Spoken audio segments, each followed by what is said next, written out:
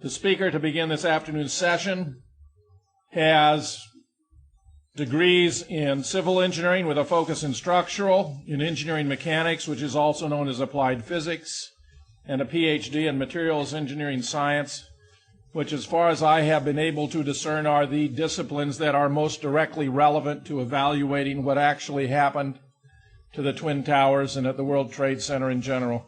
She's a former professor of mechanical engineering at Clemson University who appears to have been denied tenure because of her involvement in 9/11 research. In my opinion, she is the single most qualified scientist to be studying these issues. Please join me in welcoming Judy Wood.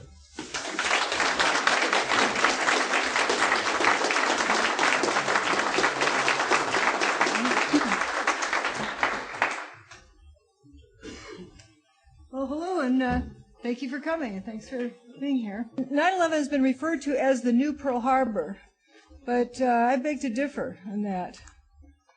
I don't think it's the new Pearl Harbor.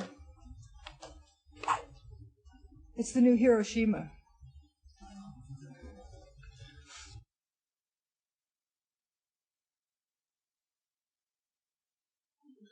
It's the new Hiroshima. Now, which terrorist group did that? We talked about this. Kind of wiped out everything. But what about the day before Hiroshima? Would anyone have thought that could have happened? Someone posted this message on a forum on the web, and I think it's just beautifully stated. We stand at the beginning of a new age. Our government has in its hands a method of disrupting the molecular basis of matter, and its first impulse was to weaponize it. Is this so hard to understand? Like splitting atoms to create destruction was so hard to understand in 1945. Of course, this new invention came when the United States ruled supreme. A weapon system of vast new power comes online, and we don't have an enemy worthy of it. So naturally, we use it on ourselves. Wag the dog. Molecular dissociation. What I would like to do today is show you the evidence, the data, and let you make up your own mind. Let you think for yourself. And there's nothing more important in this day and age than each of us thinking for ourselves and making up our own mind, but looking at the data ourselves. So let's start at the beginning. Once upon a time, there were two towers. And we notice with these two towers, you have, see if the mouse moves on the screen, yeah. There's this Tower 3 down here, which is 22 stories tall. This itty-bitty thing down here is Building 6, which is 8 stories tall.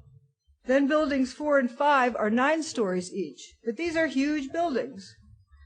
The 47-story Building 7. Huge buildings. Big, beefy core structures, columns on the outside with the floors strapped between them. Very robust.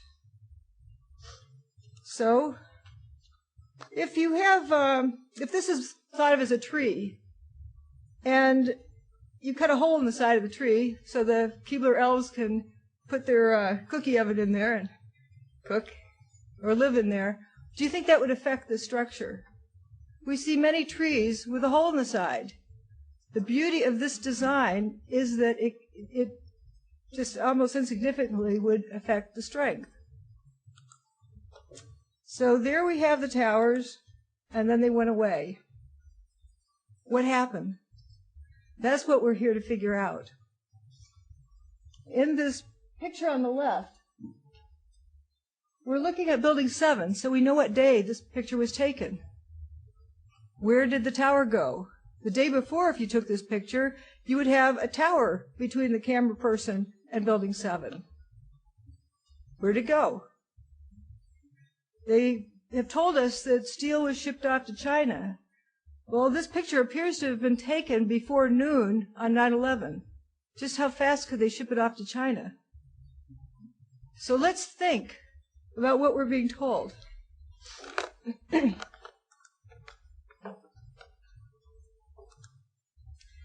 And this is what it looked like a week or so later. This is a satellite image of Ground Zero. You notice Building 6 here with the cutouts in it. Cylindrical cutouts. They go all the way down to the ground floor, all about the same diameter, about 24 feet in diameter. And the thing that caught my attention the most is this hole over here on Liberty Street. Tower 2 used to be located here, and there's Bankers Trust. That's Liberty Street that runs between the two. Why would there be a big hole in the middle of the street? And it looks like it could go down 60 feet, and it's empty. Where's the rest of the rubble? And just how fast did it disappear? I will not say collapse, because there's evidence that not much of it hit the ground.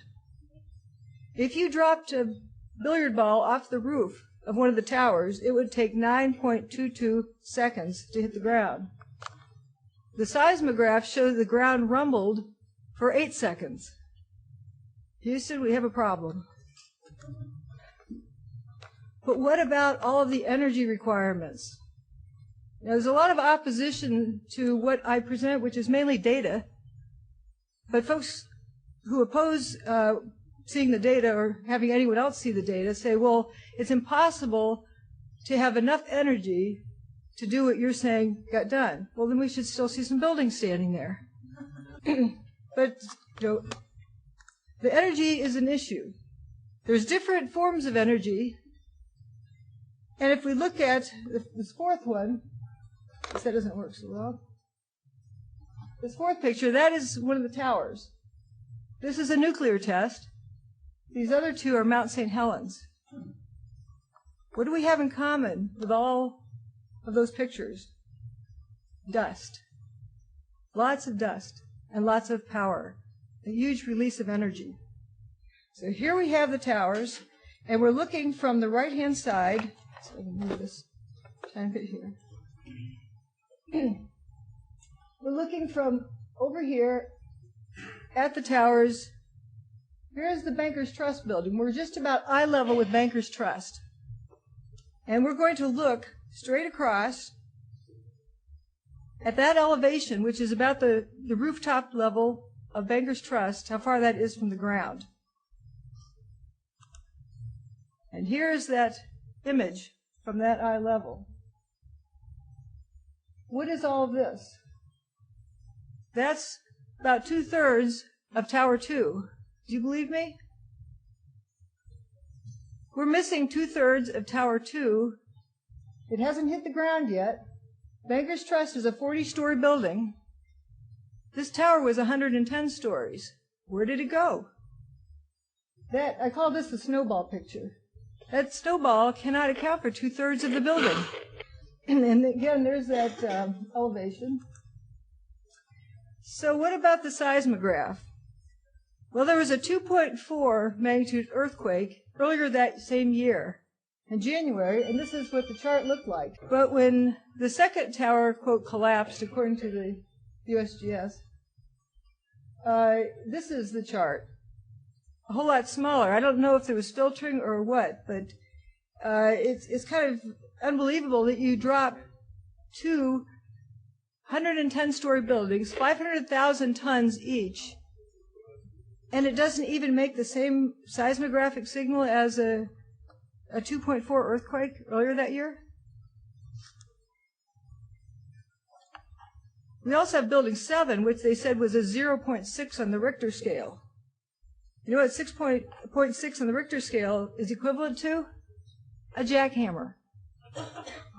So you have a 47-story building disappears without, tickling the ground more than a jackhammer would. A little bit strange. And here's where our 2.3 magnitude is. The towers were 2.3 and 2.1 for the north and south towers. And that's just barely over the equivalent of a quarry blast. Does that make sense? And here's the bathtub, the wonderful bathtub that protected lower Manhattan from being flooded.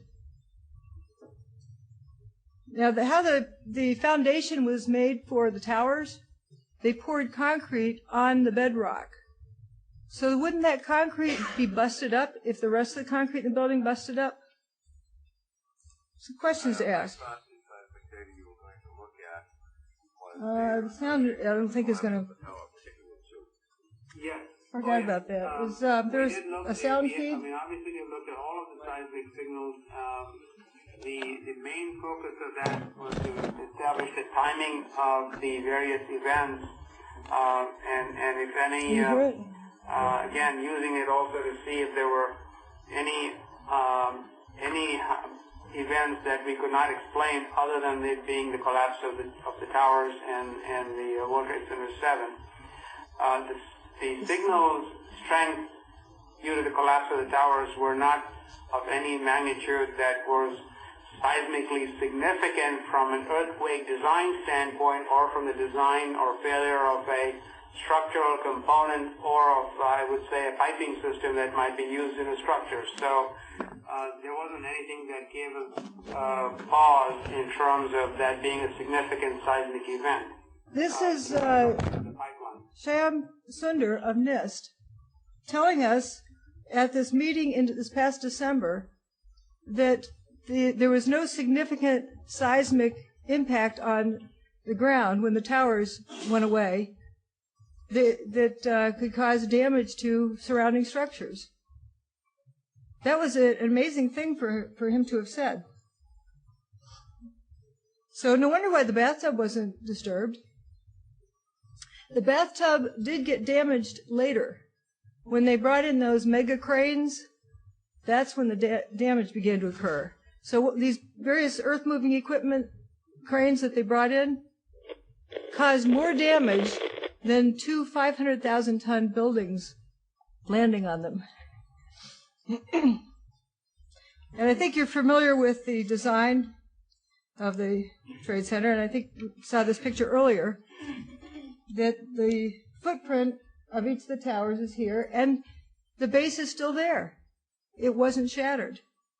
The foundation built on bedrock is still there. And the PATH train tunnels did not get damaged.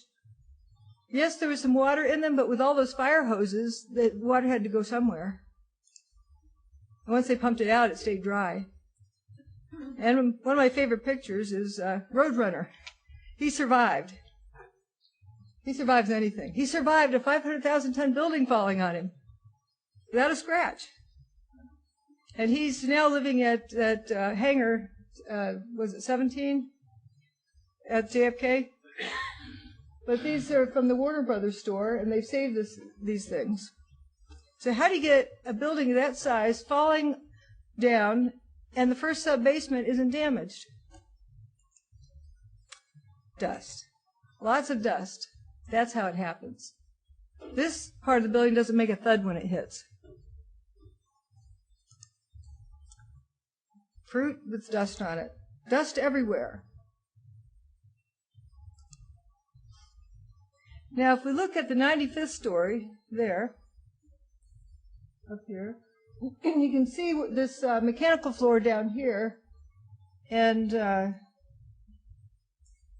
that elevation, and that is approximately where Tower 2 was, quote, hit, where it got its hole.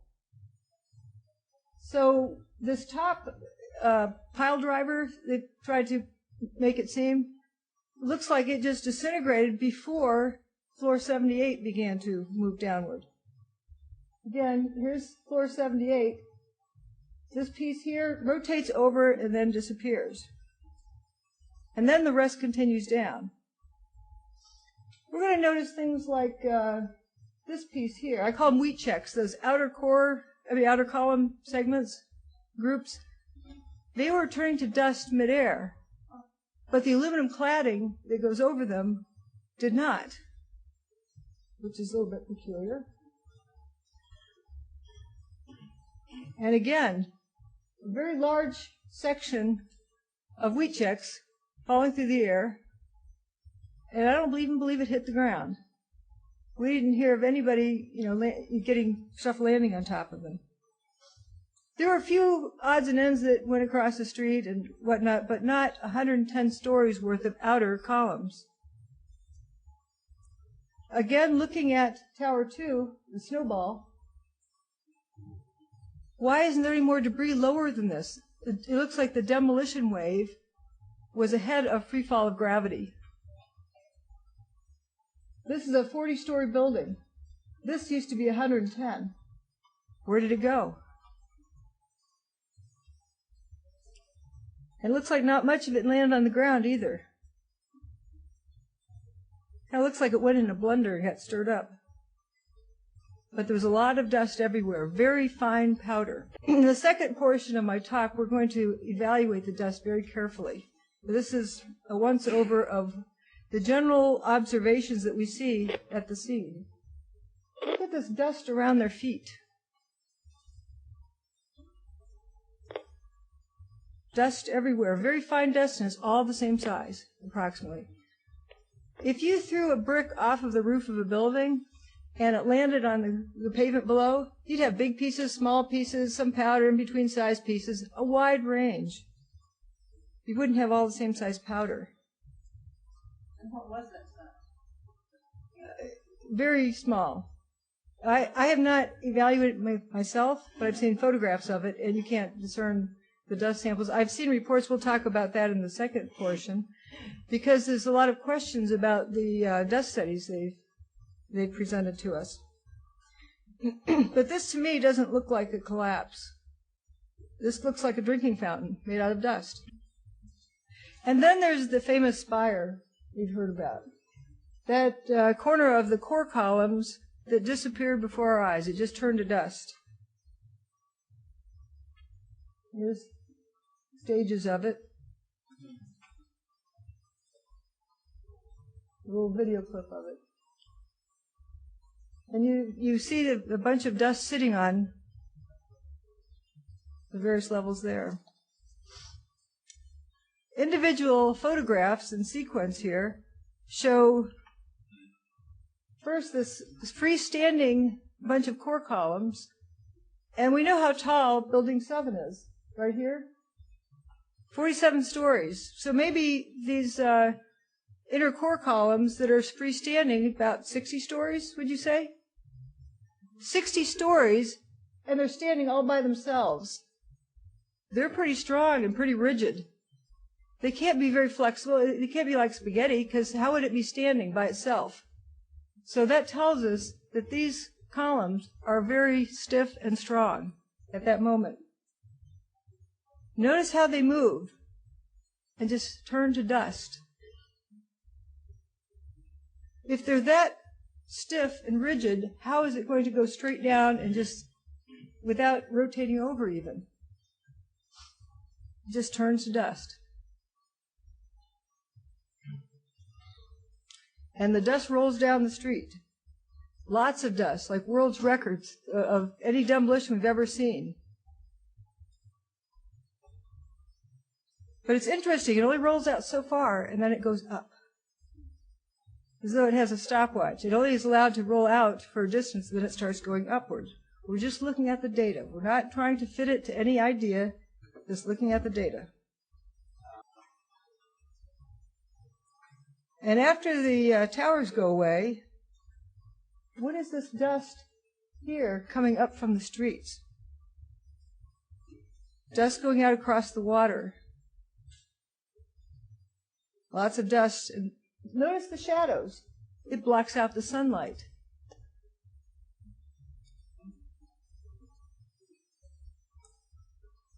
Rolling down the streets. Now, when the Kingdom was taken down by conventional controlled demolition, the highest the dust went was about the height of the Kingdom. And in the Seattle Times it said, and it filled the air, downtown was filled for almost 20 minutes before it all settled out. How long did this take to settle out? This is a satellite image, and this appears to be going into the upper atmosphere. traveling down the eastern seaboard. This doesn't look like a collapse to me. This looks like jet engines shooting upward. Where did it go? And a building that's often forgotten. We have Tower 3 here, which was between 1 and 2, 22-story building.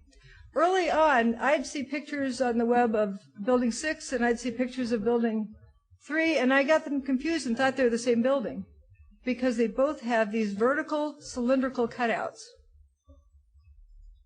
Now, why would this be freestanding afterwards, just be left standing like that? And if this collapsed, where did the material go? Everything's ground level here.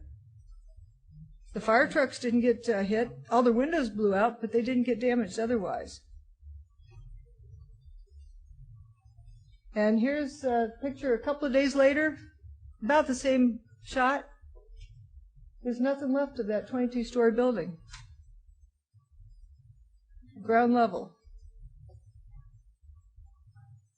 A few of these wheat checks from Tower 1's western wall, and that's about it of the entire Building 1.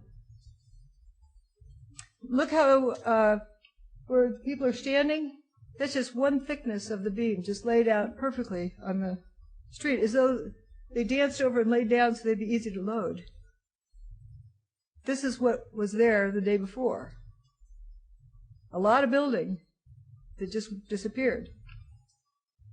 Here's where the towers were, and here's where Building 3 was. And we hear about the toasted cars. They were over here. There was paper between the two locations. Nothing burned. And of course, those cutouts out of Building 6, and we have cutouts out of Building 5, and what happened to the rest of Building 4?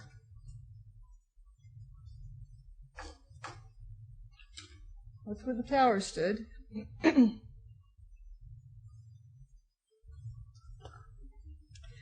And this is an interesting map done by the USGS. It shows how Building 6 had that group of 24-foot diameter holes in it, just removing about 50% of the building's mass. I wonder why they'd want to do that. And notice out here in Liberty Street, these big holes in Liberty Street. Empty at the bottom. But what is the most bizarre is you're missing two 110-story buildings, and the rubble pile for them is almost non-existent compared to Buildings 4, 5, and 6, the height of them. But this is Building 4. It used to cover a lot more area. Only the north wing of Building 4 is left standing. The rest is just missing.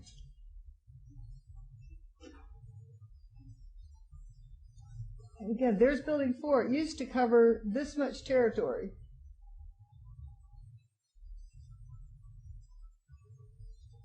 And I think it's supposed to check out that hole in the street.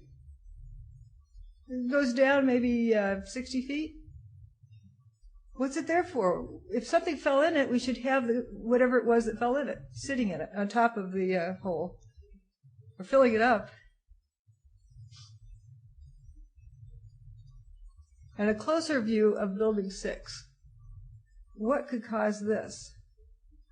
More importantly, this is the northern direction. This is Building 1, where it stood, Tower 1. That's the northern wall. It was 110 stories tall. Building 6, this rubble pile is not 8 stories tall. It isn't even 1 story tall. But let's say it's 8 or 10 stories tall. Where are the other 100 stories? Where's the northern wall? This is Building 7 rubble pile. These holes are empty. It's missing in action. Where did it fall? And there's the postal building over here, never got a scratch on it all day.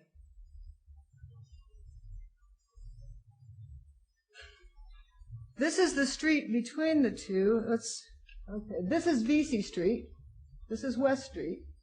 And we're going to look at that intersection. Right after the event, there's paper on the ground, but nothing else. A few pieces of aluminum cladding up here. You could drive a four-wheeler over it, no problem. You probably drive a two-wheel regular sedan over it. You might worry about hurting the tires, but you could negotiate through. Something interesting, I don't know how well it shows up here. The various fire trucks all seem to have lost their windows. Okay, we're just looking at the data. We don't know what would cause that, but it's interesting. Nothing seemed to have fallen on them. There's just paper on the ground, but they're missing the windows. Here's some fellows working on something. They're getting ready to plug in their fire hose probably and put out this fire. But what caught those cars on fire? There's just paper leading up to the cars. And again, we're down here on West Street looking north toward Building 7. Looking at the shadows, it looks like it's just a little bit before noon on 9/11. There should be that tower between us. The pedestrian walkway you can see over here, it's like one story off the ground. Where did it all go? Another picture, this is from FEMA. The pictures I've collected, I've deliberately gotten them from a variety of sources as somewhat of a check. A lot of them are from FEMA, some from the Library of Congress, various other sites. Those are the two main ones. But look at the rubble pile, or whatever you want to call it. There's just not much in here. You don't park ambulances up on the 10th floor, so that tells you where ground level is.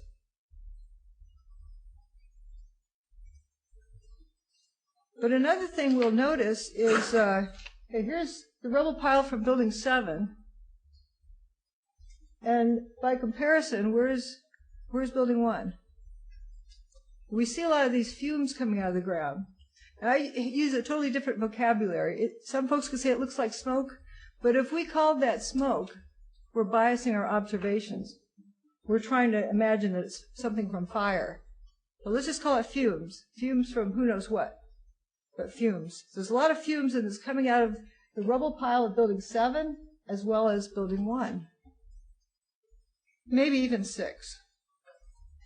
This is a picture a couple of days later of Building 7 from the other side, from the back side. You got some wall there, but not a whole lot of anything else, but at least it looks a little taller. This is a picture from the east looking west through the complex. This is where Tower 1 stood. You're looking at ground level from east to west without any obstruction. Where's the rubble pile? That's what you used to be able to see through that same view. So all of that material went somewhere. Where did it go? Also, it should be noted that this plaza here doesn't have dirt on it.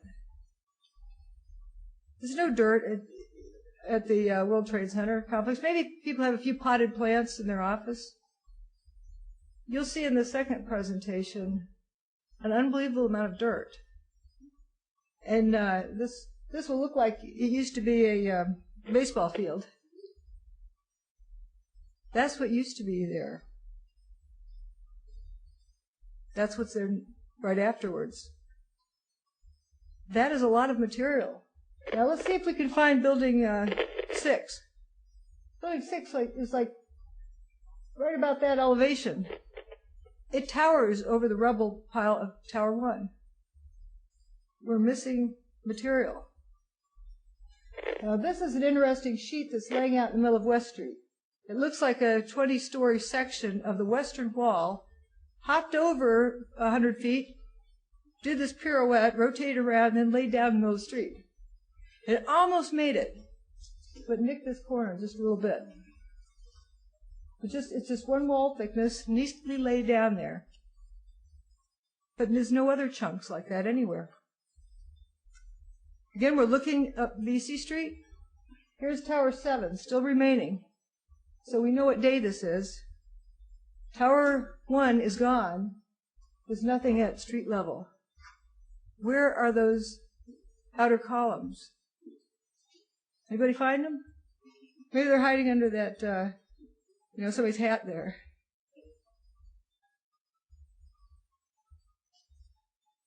It was this intersection looking down this street.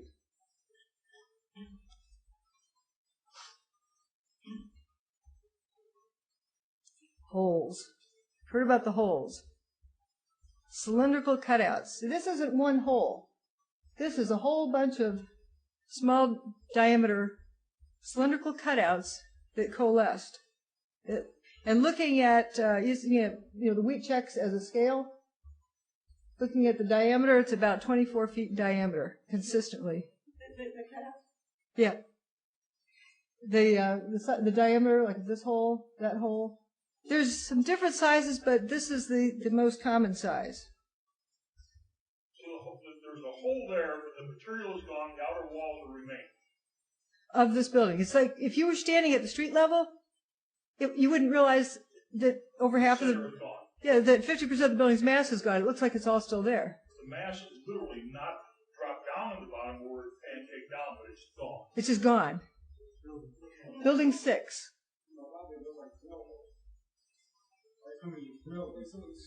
Yeah, it's empty, which is bizarre. And this is inside that hole. And this is an 8-story building. So if you count down from the top, 1, 2, 3, 4, 5, 6, 7, 8, you can see we're right at the first floor. You can account for all 8 floors. They're sheared. Pardon me? They're sheared vertically. Correct, but there's no material left. It's like something just made them disappear in that zone. Let's look at Building 5 over in the far corner. It has, my goodness, 24-foot diameter holes. Here's a slightly larger hole, and folks would wonder what that corner is sticking out. Turns out it's a flipped piece. If you flipped it back, you'd find the cylindrical cutout below it. And there's some other odds and ends around, like this hole here, which has a smaller hole within it. My favorite, Building 4. Building 4's perimeter used to be here. This is where Tower 2 stood. And Building 4, the main body of it, butted up against Tower 2. But we only have that northern wing left. It was like it was surgically removed. It was cut off. There's a little stub of the main body there, but that's about it.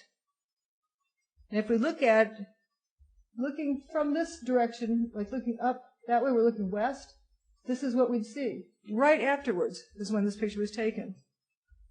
It's just sliced off. And nothing left. Whoops. Didn't come on top, but there's my favorite hole in the street here. But if you start noticing, you start seeing right below the surface pieces of trash, you have cylindrical cutouts all through ground zero.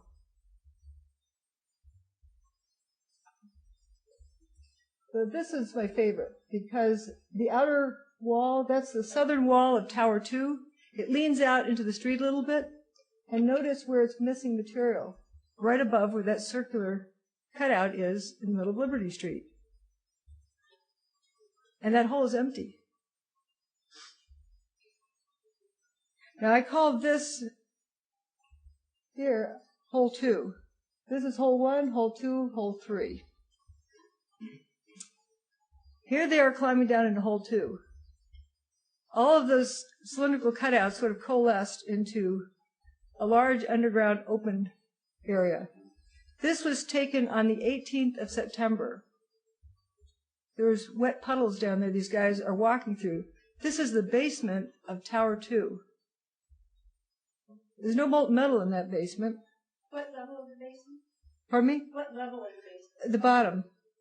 You could count down the levels in there. And they're walking on horizontal territory there, not anything, sloped and broken up.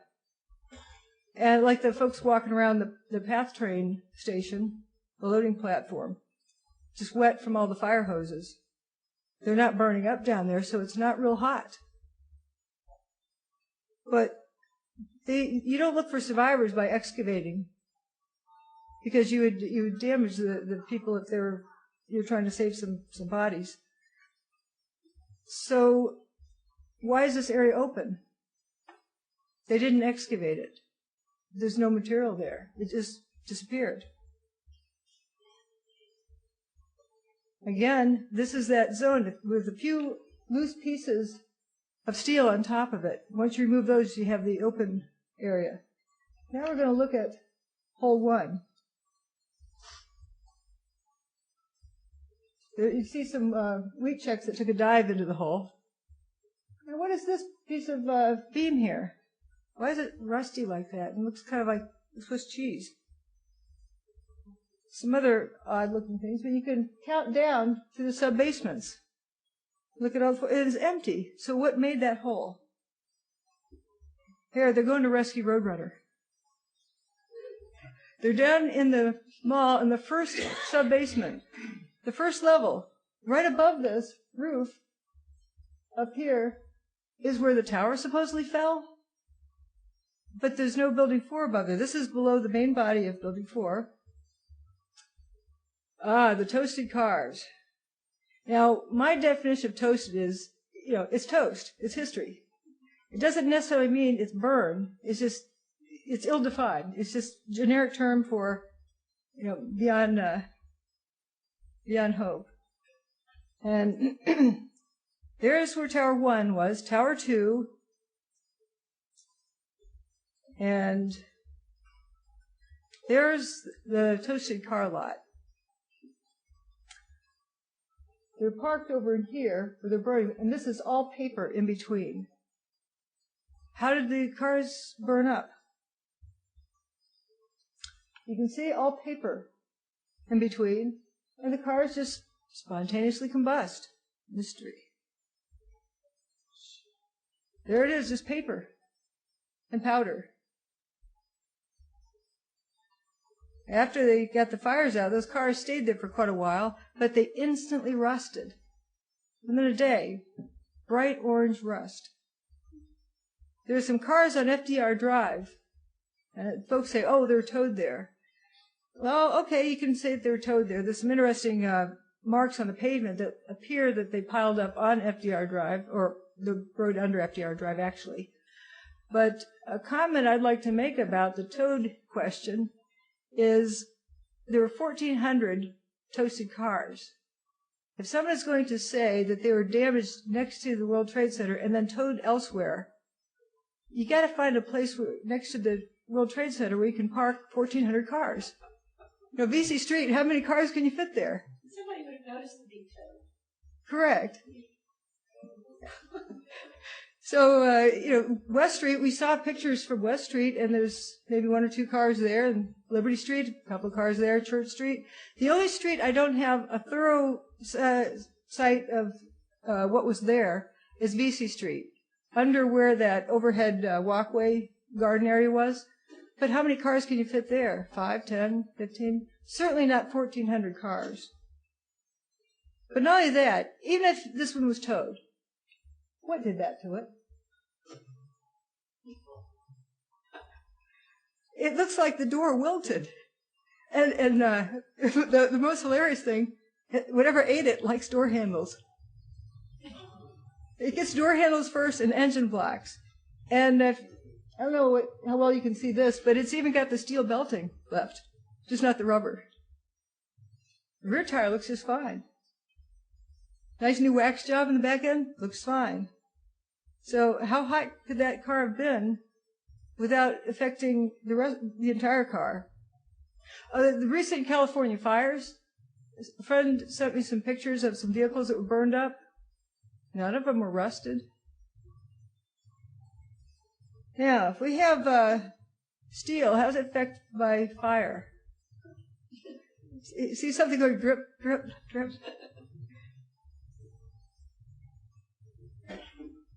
What ate that? Something attacked that postal truck. It looks like it's just eaten on the side, like some monster from somewhere, the lagoon. This truck has another interesting phenomenon that I began to notice.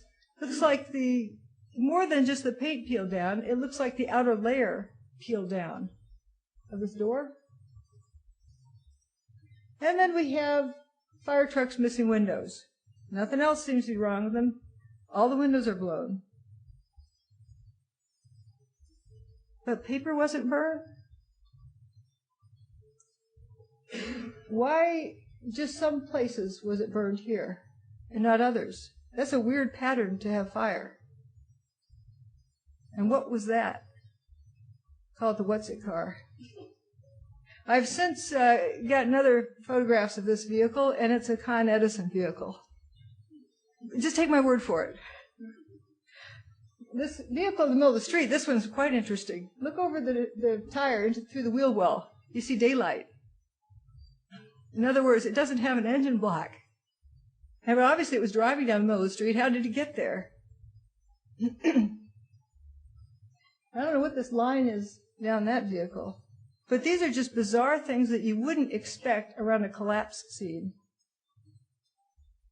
This is Park, the street, which is quite a distance north. It's up in the City Park area by where the Brooklyn Bridge is.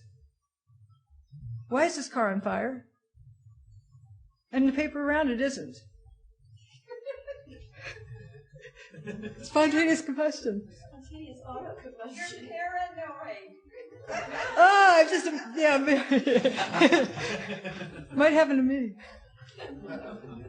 Even paper in the trees. The whole street full of cars. What happened to this guy's engine? Engine blocks.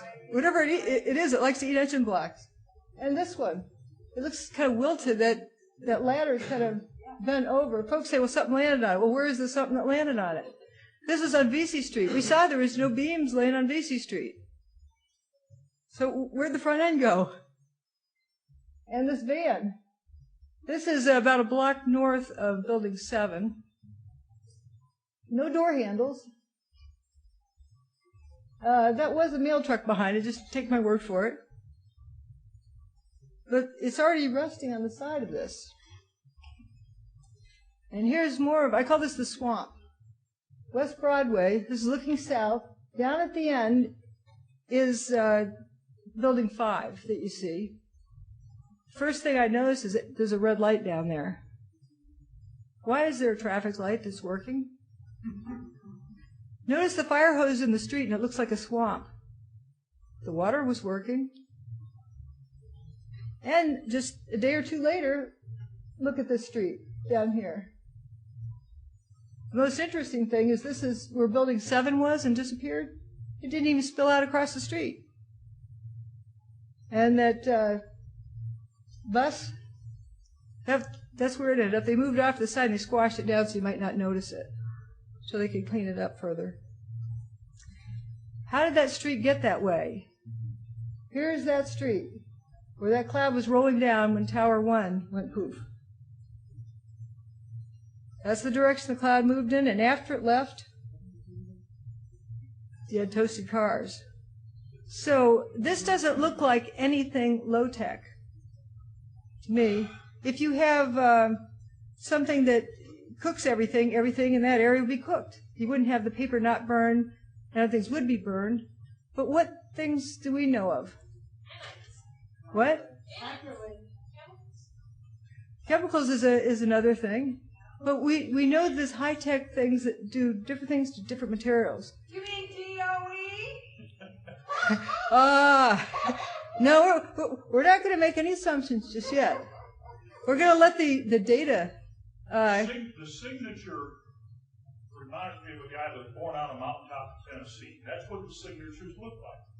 Lock, stock, and barrel. You've got the inner shearing, you've got the missing pulverization, total missing everything. We know how far the stuff went. Okay? You've got the fires on one side, you've got the molten cars looking on one side, with the molten stuff in the inside. Molten stuff? Wait. I want to get your comments, but we want to get them recorded. So just hold off. Did we see any molten things? Well, let's look at technology. And folks say, well, there's nothing like that exists. Well, let's just extrapolate. In 1945, someone came up with this gizmo, microwave oven. It uses some sort of a beam. Not a kinetic energy weapon, but a beam weapon. Then one of these, they're so cheap now that you can use them for ornaments on your keychain. And you have all sorts of wavelengths to pick from, pick and choose, mix and match. Don't you think they've come up with something more since 1955? There's a lot of different kinds of energy waves. What are cell phones? You can trigger things with beams. Now, someone, again, talking about the energy, well, we've all heard about the Tacoma Narrows Bridge. The wind didn't blow hard enough to destroy the bridge. The bridge destroyed itself. So on a fine level, if you can get harmonic. Yeah, if you can get some, it's the natural frequency, excite the natural frequency. But if on the very fine level you could get the molecules excited, maybe you could get the thing to self-destruct. I'm just putting out ideas. And note how this bridge came apart. It came apart in one place first, and it unraveled and destroyed itself. It didn't come down in big chunks. I just think that's an interesting phenomenon. So why isn't this moving? Towards the end of September, this is what the area over Building 2 looked like. I don't call this smoke. I call these fumes. It's just the ground's fuming. If this were smoke, it keeps going up. It's just looming over the pile. There's something going on. And over at Bankers Trust, there's this interesting beam here, shriveled up. It was just in a FEMA report, and I would really be interested in talking with the photographer of that picture. Some other interesting cooked-looking beams. And there's our mail truck. Interesting image. This is kind of like Hiroshima here. Secretary, can I ask you a question about some of the technology that you're developing to fight the war on terror, specifically directed energy and high-powered microwave technology? When do you envision that you can weaponize that type of technology? Goodness. It is in, for the most part, the kinds of things you're talking about are in varying early stages. Do you have anything you would add? I don't think I would add much. I think they are in early stages and probably not ready for employment at this point. In the normal order of things, when you invest in research and development and begin a developmental project, you don't have any intention or expectations that one would use it. On the other hand, the real world intervenes from time to time, and you reach in there and take something out that is still in a developmental stage, and you might use it. So your question's not answerable. It depends on what happens in the future and how well things move along the track, and whether or not someone feels it's appropriate to reach into a development stage and see if something might be useful, as was the case with the unmanned aerial vehicles. But you sound like you're willing to experiment with it. Yeah, I think that's the point, and I think, and we have, I think, from the beginning of this conflict, I think General Franks has been very open to looking at new things if there are new things available, and has been willing to put them into the fight even before they've been fully wrung out. And I think that's not referring to these two particular cases of directed energy or high-powered microwave, but sure. And, yes. And we will continue to do that. Pouring out his neck because they're deployed. And these are a few of the toys that I found. When I started looking at the data around Ground Zero, I didn't know there was such a thing as directed energy weapons. I just looked at the data, and the data told me there was. And so I looked further, and this is kind of interesting. This is very old information, like 10, 15 years old. Interesting gizmos. I wonder what they do. Keep in mind, Once upon a time, there were some buildings standing there, and then they went away.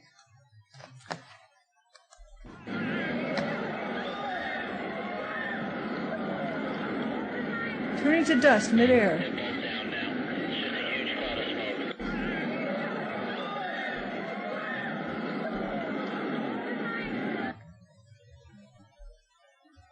It doesn't look like a collapse to me.